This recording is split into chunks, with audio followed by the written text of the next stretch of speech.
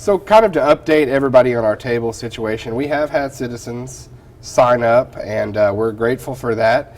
Not a great amount of people, but... Two people. Two people. Two Okay, people. yeah. But Jared, tell us about that and where we're kind of at with that. Well, we need, before we can produce a segment with citizens, we need to have a pool of citizens that have varied knowledge on different subjects or interests. And so before we ever started to introduce the segment, we talked about we needed probably around ballpark 10 people on the list to do the table. And then we could, for each issue, we could pick people to approach and say, would you like to come on the table in relation to this issue, et cetera, et cetera. So, but so far we've got Tom Burtonet's submitted his, Monty Randall from the College of Muskogee Nation has submitted his. So those are the two guys that we've got so far. We need more citizens to email, and it's jmoore@mcn-nsn.gov. It's my work email, so email your name and your contact information in. We'll put you on the list, and when we get, really right now, if we could get 4, we could start approaching them and saying, you know, here, would you like to cover a topic? I know in the future we're going to try to put together a table about the Plan B issue at the clinics and whether it's going to be offered, whether it's not offered, et cetera, and we're trying to do an all-woman panel for that because of the issue. and so if you're a female citizen, we'd like to have female citizens submit their information to in order to get on that table panel. What else? Well, it's interesting the whole slip with the feminist thing. The simple truth is it's a two-side issue at the least. Right now we've got kind of the general information and what some people would probably say is one side of the issue, but I mean honestly, if somebody else on the other side maybe that has some more religious concerns about it, they're more than welcome to come on. We'd like to get that perspective too. Yeah, and Jessica, we found in the 2013 article, Dr. Vark had specifically mentioned that being the reason that we didn't, give it back then. So right, and I mean, we want to remain fair and neutral too, and so all opinions, are valid, and we want those people to be able to express them. Sure. And the tables in the future are going to cover a range of topics, and so we just need more submissions, is I guess the tagline on that. And then we're going to continue to do these types of tables where we talk more about the journalism or the story gathering side of it, and technical promotions.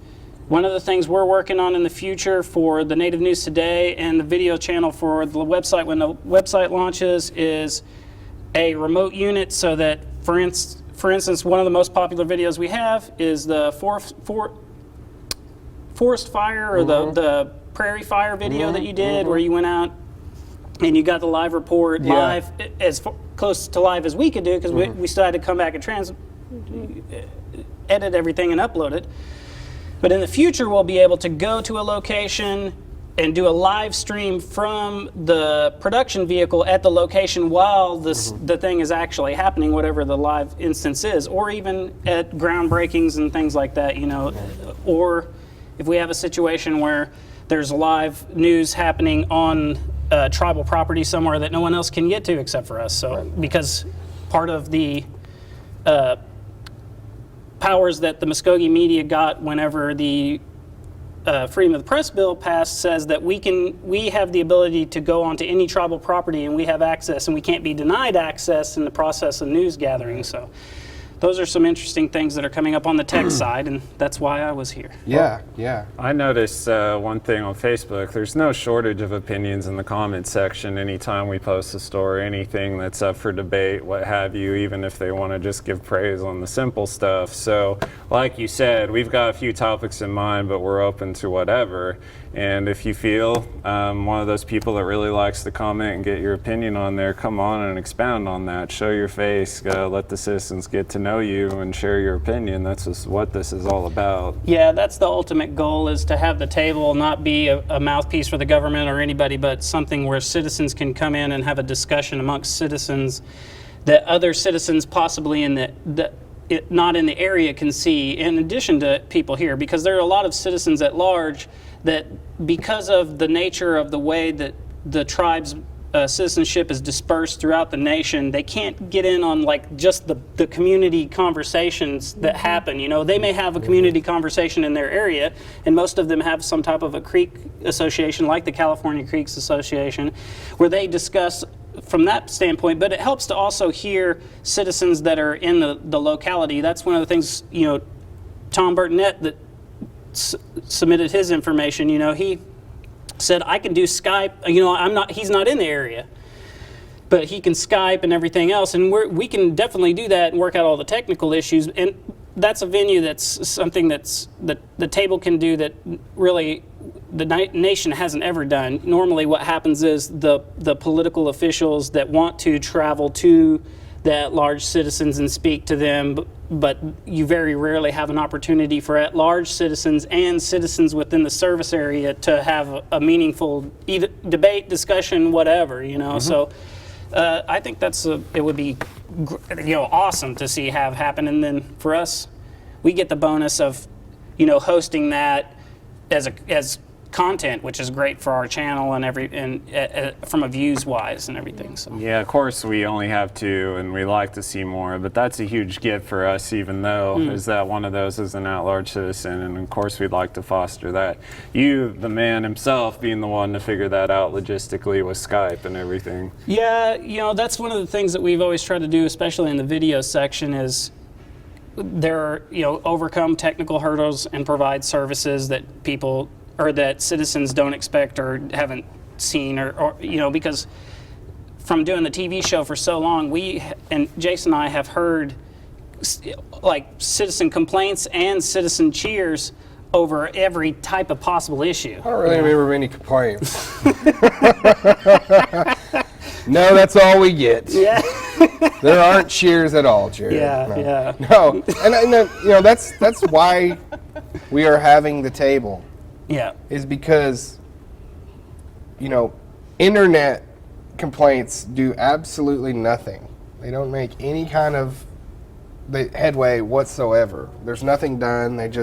You get to type it, get it off your chest, and then it's done. You know what I mean? If we have people around, you know, in this format talking about things, and we're seeing them, and we're seeing the emotion in their face, and what matters to our Creek people, and we're taking them from all walks of life. They're not from the same pool. They're from different towns. They're from different tribal towns. They're from different ceremonial grounds. They're from different churches, things like that. You know, their issues and the things that they're passionate about become representative of a body of over 80,000 people, which is hard to represent.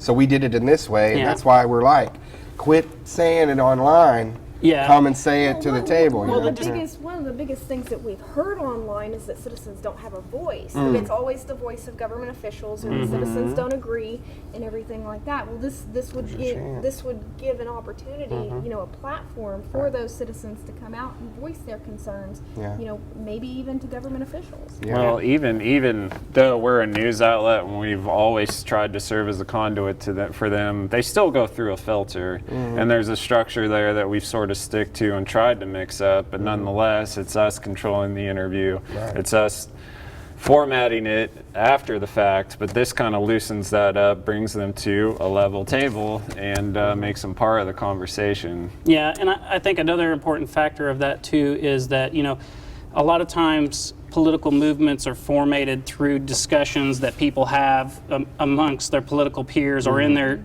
specific economic groups. And one of the things that we've seen with the disbursement of the citizenry is that you'll have issues that are very important to at-large citizens, and then you'll have issues that are also very important to citizens within the service area. And sometimes those two issues are diametrically opposed or disrelated, or, you know, so if we can create an avenue for those two groups to talk to each other in a discussion way, then they can develop political movements within the Creek Nation that will cross over that divide and say, you know, like for instance, services applied to at-large citizens and stuff. How could we work that out? Because you're gonna, in order for any of those things to carry over, you're gonna have to have a voting base that moves through both of those demographics. Like right now, with voter turnout, we saw in the previous election that at-large citizens had a pretty big influence on the election, because they came out and they voted and they did the things that they had to do. And so in the future, legislation that's going to change how services are applied or how monies are spent, et cetera, that's one of the things that both the at-large citizens and the citizens in the service area need to get either, like just discuss and develop what they believe is the right way to do. Well, Speaking of changes politics, changes how everything's done. I mean, there's Yeah. a lot of at-large citizens that would like to see representation on the council, oh yeah, that's You know. another perfect issue. Where, and that's something they can talk about in this format. yeah. And that's why we want to bring it to the head. I know too, when you're on TV or when we publish a story, they're out there screaming, ask them this, ask Yeah. it this way. Ask Well, it this now way. you can do it Do face it, to yeah, face. absolutely. It's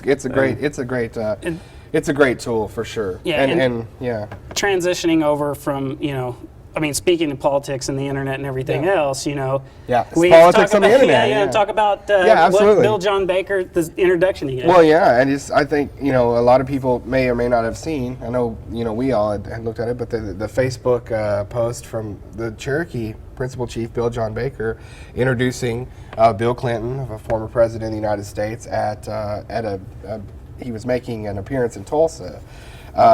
Some of the things that were said in this video from Chief Baker: a Clinton presidency looks like America. Bill Clinton brought hope to America. Bill didn't do it alone. He's Hillary enthusiastic. Clinton, very enthusiastic, but Hillary Clinton was certainly mentioned several times in his comments. So it looks like an endorsement from the Cherokee Nation Right. of the Hillary Clinton campaign. But Did it there's look a- like that to anybody Right. else? Oh, I think you'd have a hard time watching that video and not think. Yeah. I mean, that even just personally, Mr. Baker is endorsing, or Chief Baker is endorsing the candidate. Now, but this is the issue: is that tribes that in that situation. We contacted to see if they had an official endorsement. They don't have an No official official endorsement, and that's the thing. We also contacted the principal chief of Well, Musco that's Creek just Nation. it. If you watch the video, he never out and out says it. Right, But he yeah. does introduce, gives a Pendleton blanket at the end. And if you look closely, there's a Hillary sign behind there also. Well, of course. I mean, Bill's not doing anything right now that isn't for the Hillary campaign. Oh, right? yeah. That stop in Well, Tulsa we was also- for Hillary. We went and looked at the campaign organizer for Oklahoma, and one of them is One of the special counsels too, Chief Baker, is on Hillary's fundraising campaign. Right, We yes. found that on a simple Google search. Yeah. And so, is this a direct endorsement? We don't know. We've No, reached out yeah. to see if we can get that answer though. We reached out to the Creek Nation chief too, our own chief, Chief Floyd, and his response was that right now, the timing is premature as a tribe to come out and endorse any respective campaign. Will that change? We don't know. But at this time, the Creek Nation is taking a line of that we're not officially endorsing anyone at this time. It's premature timing. So we'll have to see how that plays out. But I think that you look at the way that this pertains nationally. We've seen in the last few years these native vote initiatives. Let's rock yeah. the native vote. Yeah. Let's shake the native vote. Let's get all of our native people out. but not and- from an endorsing a candidate standpoint, but just yes, from vote. Everybody it's should just vote. just Yeah. vote. So it's interesting to look at maybe who the Native Americans will side with. You look at is Indian country Democrat or is Indian country Republican? Is it red or white, blue? Is it conservative, liberal? Independents? And there's sort of this. Well, we don't really know. We know that certain presidential candidates stand up for things that the Native Americans are definitely definitely side with. Native Americans don't want to see the XL Keystone Pipeline coming through ceremonial lands. Absolutely. Native Americans don't, that's And when something you have inflammatory rhetoric about minorities coming from any party, Mm-hmm. Right. like that's one of the things is what we were talking about too is, it would be politically a smart move for tribes to start endorsing to their citizens candidates and say, hey, the tribe has met with candidate X. Yes. And candidate X has said that they support us on these various issues, and they're going to make sure that we continue to operate the way that we continue, just the same way that, right now, the tribes will support candidates financially through donations, et cetera, but they don't make official endorsements, and so they're using the financial power of the tribes to influence the election, but they're not using the voter block of the huge blocks of voters. In another state, it might not be a viable strategy, but in Oklahoma, with so many tribes right here with such huge citizenship, you know, if you could get a majority of Cherokee citizens to vote for Hillary through making an official endorsement, or even to encourage them to do it, that would have a major impact on the delegates in the state. You know, and so we see it with state politicians and national politicians all the time. How many times do you hear about this senator, this representative, this governor supporting, you know, candidate X? You see that all the time. Yeah. So why can't a tribe, you know, the principal chief of a tribe, support or endorse a candidate and encourage his or her citizenship to vote for that candidate? yeah. Well, it's interesting. You pointed out who supports what does Native America support as far as candidates, etc. But the simple truth is, it's not going to be absolutist like that. There's probably going to be tribal citizens on both sides, red and blue. So how are our government officials making those judgment calls? I mean, Baker in his video pointed to one piece of policy in particular to, I guess, support his argument or whatever you want to call it. But how are they corresponding with the people they're supposed to represent to make those judgment calls? Yeah, and it's, you know, if you're a tribal citizen, that is an issue that will never be touched on in a national debate by a presidential candidate. Tribal issues. It's just not. There is a zero demographic there for a national media. It's too small of a fraction of the population. But those are things that, as tribal citizens, if you knew that a presidential candidate didn't agree with tribal sovereignty and believed that tribes should be absorbed through assimilation or whatever into the thing, you would want to know that before you cast a ballot for the guy or girl, right? So you would, if that was a belief that they held, and right now you wouldn't know. Well, I think we brought up some great points, some things to ponder and some things to talk about. We want more table participants. We want more issues to talk about. We've got 2 gentlemen. We thank you for that. We need more than 2, though. So want to definitely let everybody out there know again, jmoore@mcn-sn.gov for a table seat. And we will talk about the issues that pertain to this nation going forward. Guys, thank you so much for being a part of it. And we'll see you for the next one.